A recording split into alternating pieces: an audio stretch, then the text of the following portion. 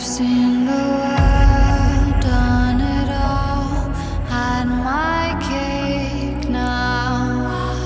Diamonds brilliant and Bel-Air now.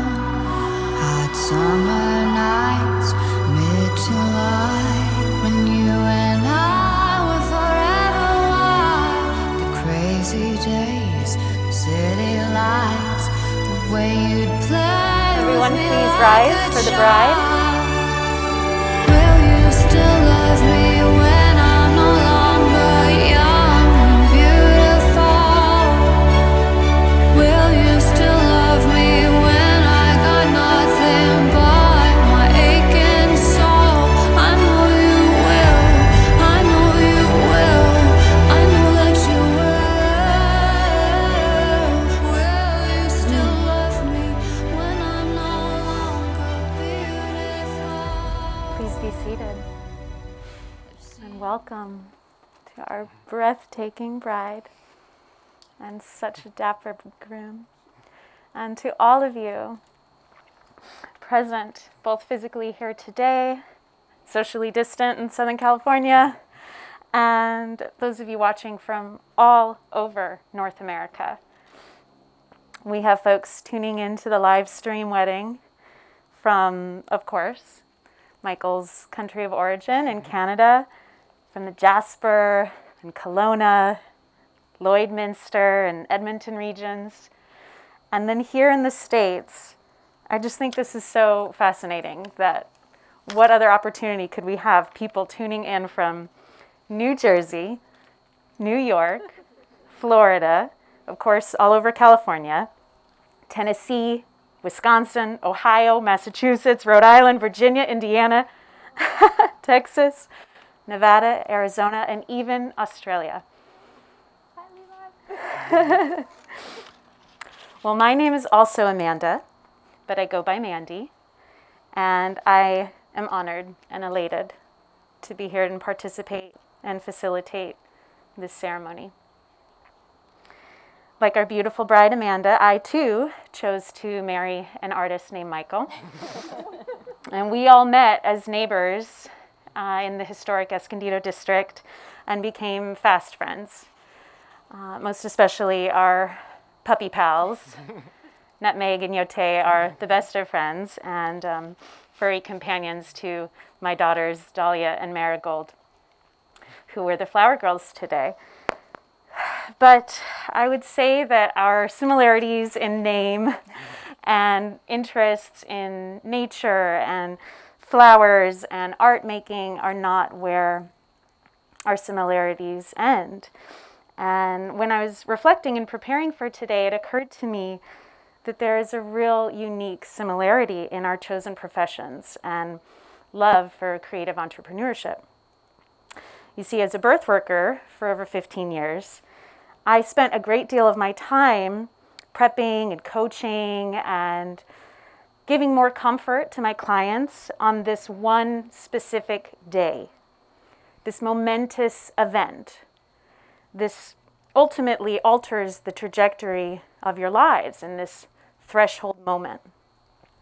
You see where I'm going with this? And just as Amanda pours her soul, her creativity, her immense skill set into her work, helping to create an event of her clients' dreams, it's important to remember in both instances, this rite of passage, this threshold moment, is exactly that.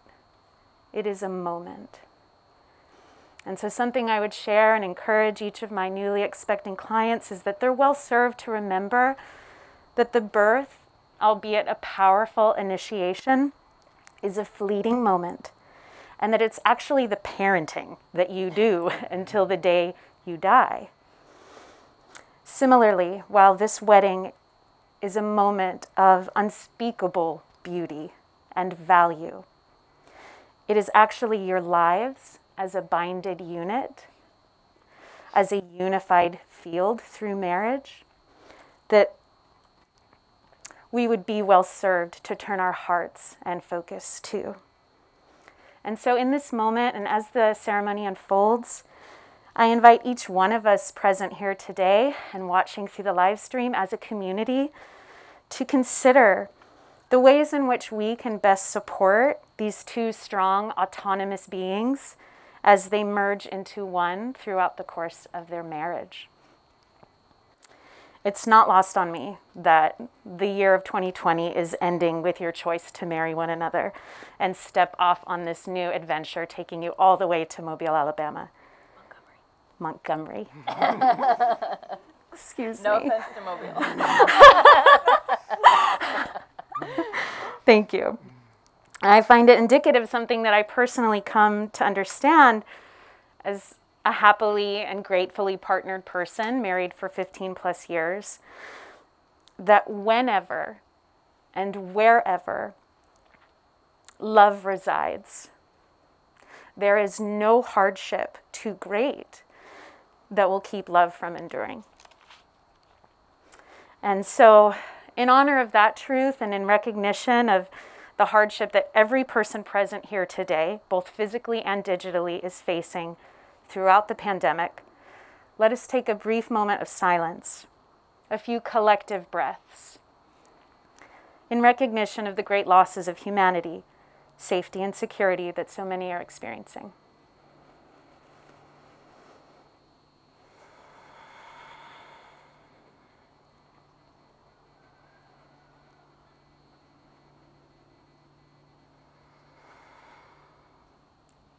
Blessed be. Thank you.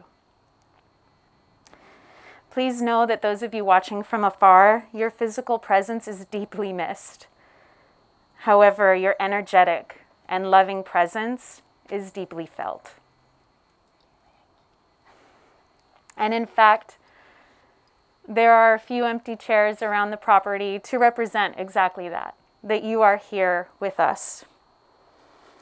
And if anything, this year is teaching us that physical proximity, the closeness of our bodies, does not actually determine closeness of proximity to the heart. I know I can speak for all that moving to Montgomery, Alabama, will not keep us from loving and tending the precious bonds of friendship.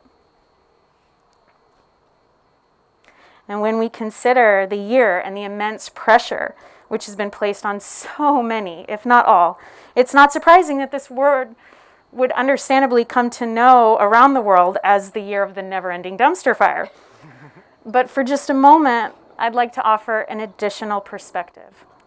Because if we look to the natural world, the animating forces which enliven each of us and all living things, then over time we can begin to understand that there is a necessary common denominator inherent to the growth of anything.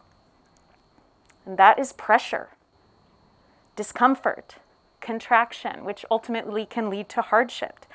It is essential to the sheer nature and definition of evolution. When things have grown so impossibly uncomfortable and there is so much pressure that the only possible resolution is to change, to adapt, to grow, to evolve. Evolution literally requires this of us. And as all of us that have faced these seemingly insurmountable hardships can attest to, life finds a way. Love finds a way. Choosing to marry amidst the chaos of the world today, to me, signifies a beautiful representation of the ever-present longing of the soul to evolve and to find a way. Now, before we get to the vows and the rings and the hot and steamy part, and don't worry, we're almost there, I wanted to share one of my favorite little gems of seemingly useless wedding trivia that I consequently learned from being Amanda and Michael's friend, that the terms bridesmaids and best man originated during the medieval ages, which, sidebar, I think is interesting because Michael has such a talent and love for figurative painting of medieval babes. Bridesmaids actually acted as doppelgangers of the bride, dressed identically to her and veiled so that if anyone from enemy territory came and crashed the wedding in a power play attempt to kidnap the bride, they'd have less of a chance of capturing the right gal. And the term best man referred to the best swordsman, who was tasked with defending the bride while these would-be kidnappers were on the move. So while the majority of those closest to Amanda and Michael, be it friends or family, are not able to be present with us here today to confuse the kidnappers or valiantly defend our bride, I reached out to several of the bride and groom's people and their actual bridesmaids and best swordsmen, as well as additional friends and family, for some insight and some ransom-worthy details, as well as blessings for you as a couple. And now there were definitely some themes that came through that emerged, patterns and correspondences, namely Amanda's weakness for and Michael's tolerance of cat hoarding. Cat hoarding. That's the appropriate term. But what also emerged, in fact, what many people mentioned, was this perfectly balanced note that the two of you have struck through your harmony, your relational harmony. Michael's patience and a steady hand are able to ground and calm Amanda with grace, where Amanda's sass, spontaneity, and superhuman skills for spreadsheets are able to inspire Michael and keep him on task. In fact, themes and descriptive words which appeared in nearly every response were supportive, balanced, trustworthy, and loyal. Words to describe both of you, and ultimately, in my opinion, words to describe an ideal foundation for which to build a marriage upon. And one of the ways that I've come to know and love Amanda is through our shared interests in magic and mysticism, yoga and spirituality. And so throughout the course of our friendship, in addition to receiving massage therapy from me, she also had come to me for the occasional tarot reading. And for this reason, I thought it fitting, as we move into the vows, to share a reading from the Wild Unknown Archetypes Oracle deck by Kim Kranz, the artist and creatress of one of the decks that Amanda would often pull from. Now, as a reference point, archetypes can be defined as the original of its kind, the first image, the inherited, emerging pattern, both the initial and eternal energy, as arch means first, and type, meaning model or kind.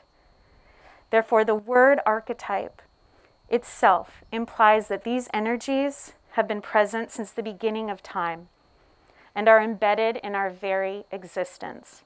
We inherit them from the universe and they express themselves through us. We can touch into the power of archetype through artistic imagery, through poetry, music, metaphor, and the imagination. Archetypes help us to understand our place in the world.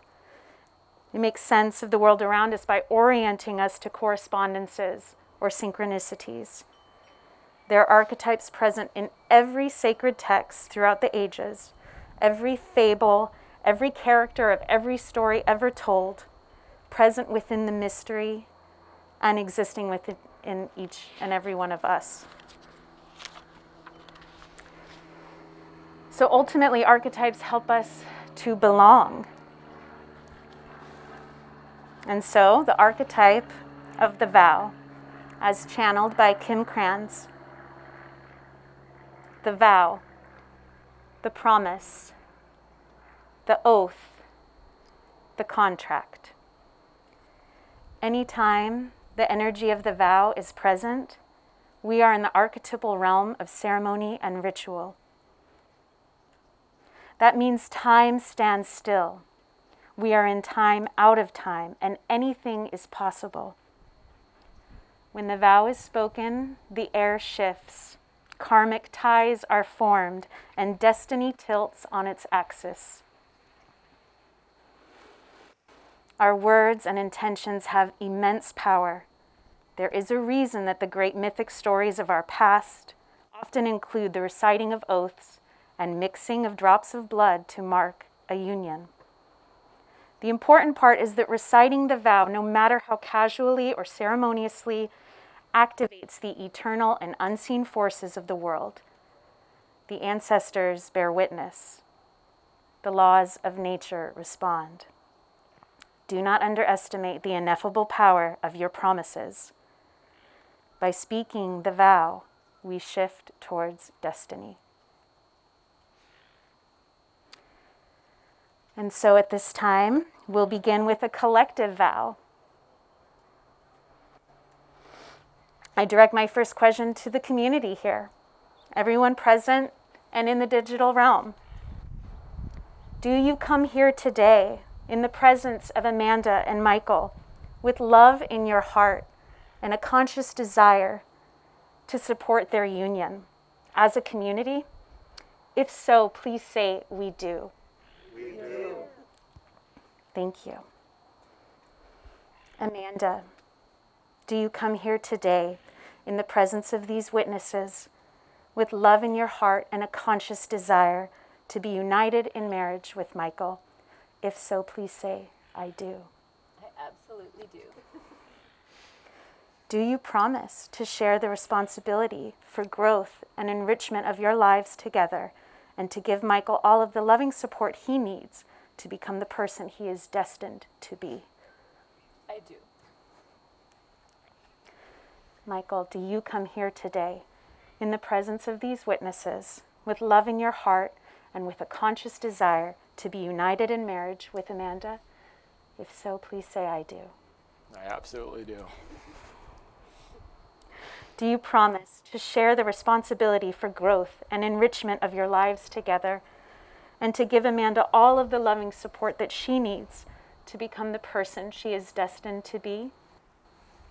I do. Wonderful. Then please take this time now to share the personal vows to which you have written to one another. No, I'm gonna need it. I might need a few.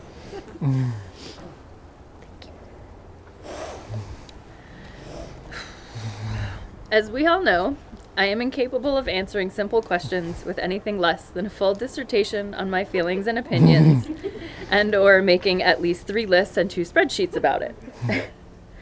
So before I get to my vows, I would like to take this opportunity to express those feelings and lists to you, and in front of our family and loved ones who are here with us today, both in person and via the interwebs. Full disclosure, I have not stuck to the internet's recommended 2 to 3 minutes or 500 word count limit, as I'm sure you have done, my researching love. But I promise I will get to the point eventually. First.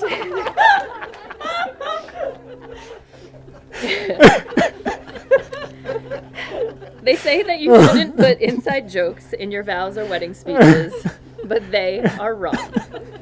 For as long as I have known that I wanted to be married to you, the little inside jokes and strange things we say and do, those bits of real life, the ones that are solely ours, those are the things that I treasure most about our relationship.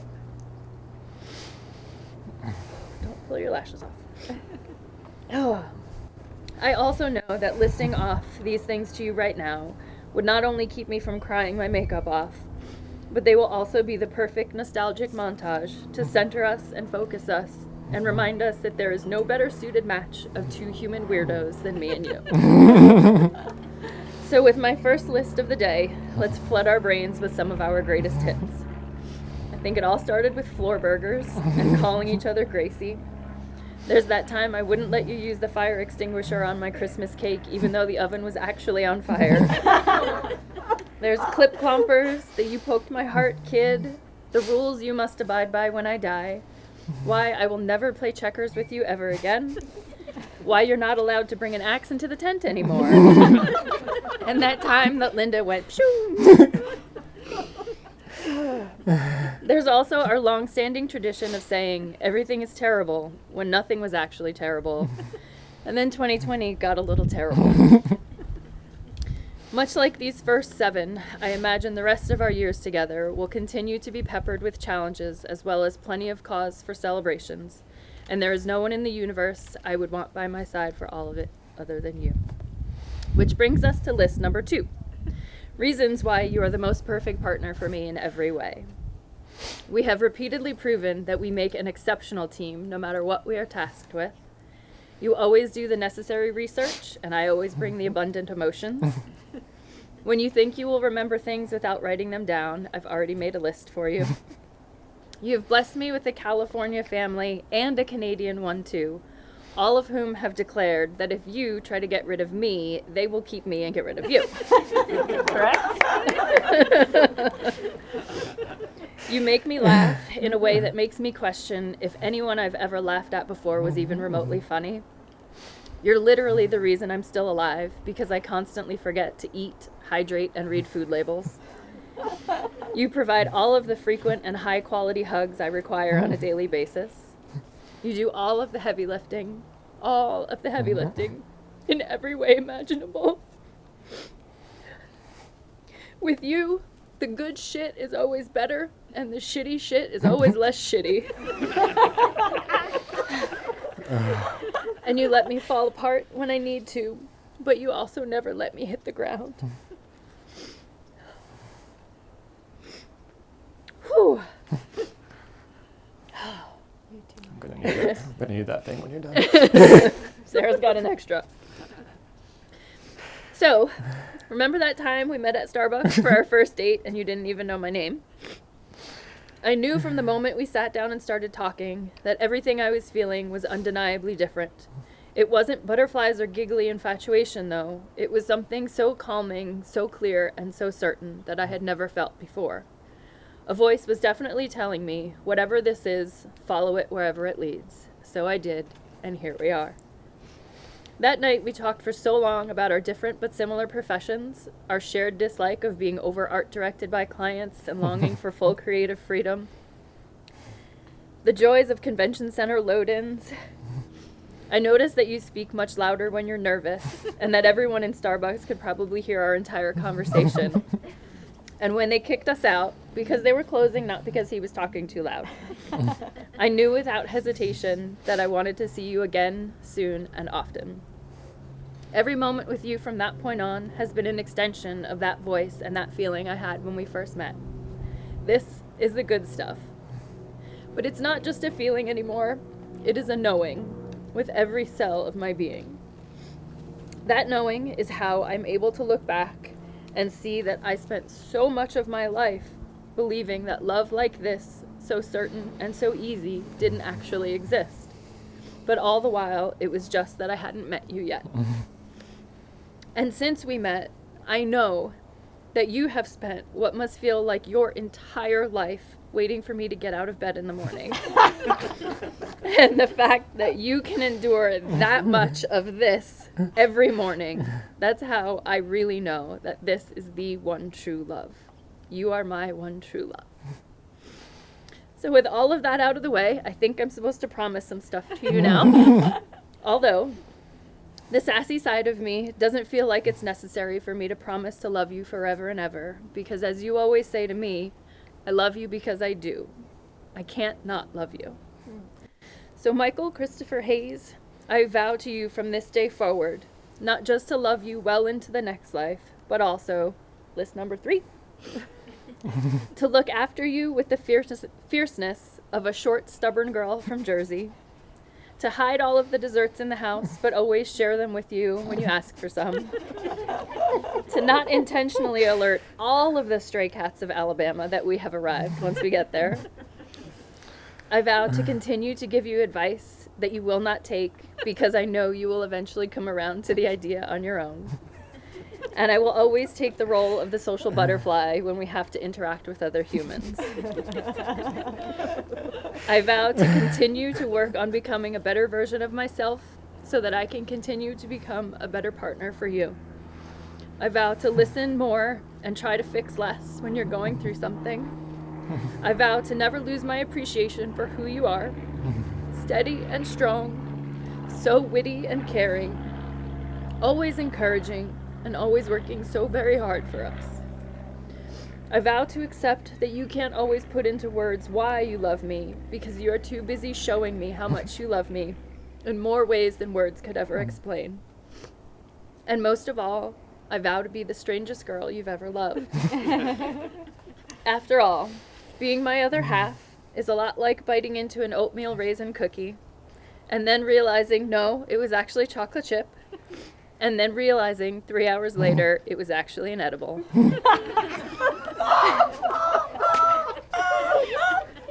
I promise I will always be your permanent, unexpected adventure. I love you, Gracie, as long as we both shall live.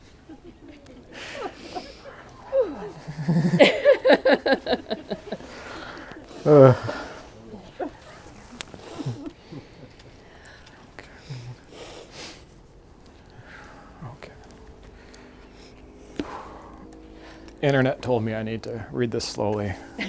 You all can hold me to that because that's going to be tough.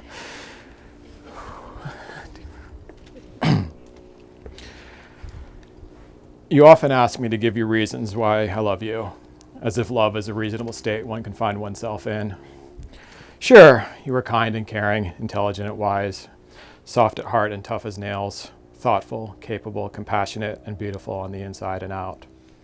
It's great that you're both so easy to talk to and that we can enjoy long, comfortable silences together. I'm comforted knowing I can count on you for support and advice whenever I'm stuck trying to figure out what I want to do when I grow up. It's kind of amazing that you still manage to laugh at all my dumb jokes after all this time. But that's just why I like being around you, why I think you're a great friend and a perfect partner. I love you because one day I woke up and was more sure of it than anything I'd ever been in my entire life. It is inexplicable, unconditional, and unqualified. And that's the only answer you're ever going to get out of me.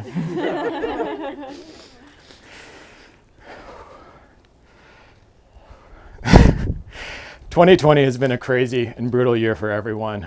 They say that many relationships fail the test when couples were forced to spend a lot of time together. Yet I feel we have grown together more so than in any other year. So if we can not only survive, but thrive while the world burned around us, then I know we can take on anything together. And so I promise to love you and care for you, and I will try in every way to be worthy of your love. I will always be honest with you. I will always be honest with you, kind, patient, and forgiving. I promise to respect you and cherish you as an individual, a partner, and an equal, knowing that we do not complete, but complement each other. I promise to never take you for granted and always consider you in the big and the small. I promise to hug you enough to keep you warm in the cold and to find one of the cats to bring you in the morning. I promise to learn with you and grow with you even as time and life change us both. I promise to laugh with you in good times and struggle alongside you in the bad times. I see these vows not as promises, but as privileges. I get to laugh with you and cry with you. I get to care for you and share with you. I get to build with you and live with you. My commitment to you is one I give willingly, absolutely, and without hesitation. I am yours utterly and have been for a very long time. We were married before this day and always will be. I stand by you, a rock to lean on, a shoulder to cry on, a pillow to rest your head, as long as we both shall live.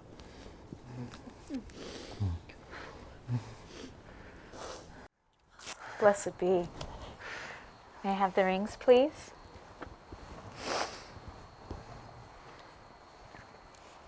Thank you.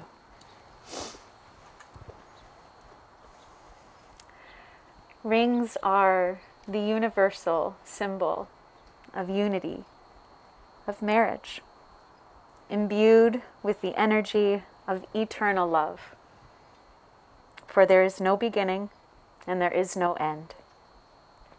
May these sacred adornments of these rings remind you that there is but one person in the world, your chosen person, that has pledged to love you forever with all that they have.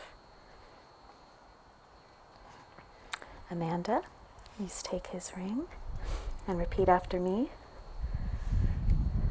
Michael, I give you this ring Michael, I give you this ring with all that I am with all that I am and all that I ever will be. and all that I ever will be. Wear it and know that I choose you. Wear it and know that I choose you. Michael. Amanda, I give you this ring Amanda, I give you this ring with all that I am with all that I am and all that I ever will be. and all that I ever will be. Wear it and know that I choose you. Wear it and know that I choose you. And then by the powers vested in me, I pronounce you wife and husband. Friends and family, it is with a joyful heart that I introduce to you for the very first time ever, Amanda and Michael Hayes. You may kiss the bride.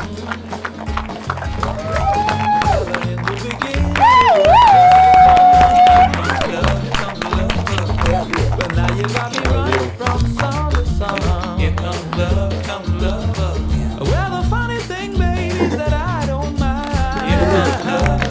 'Cause don't you know that a real good thing sure is hard to find. Here comes love. Yeah.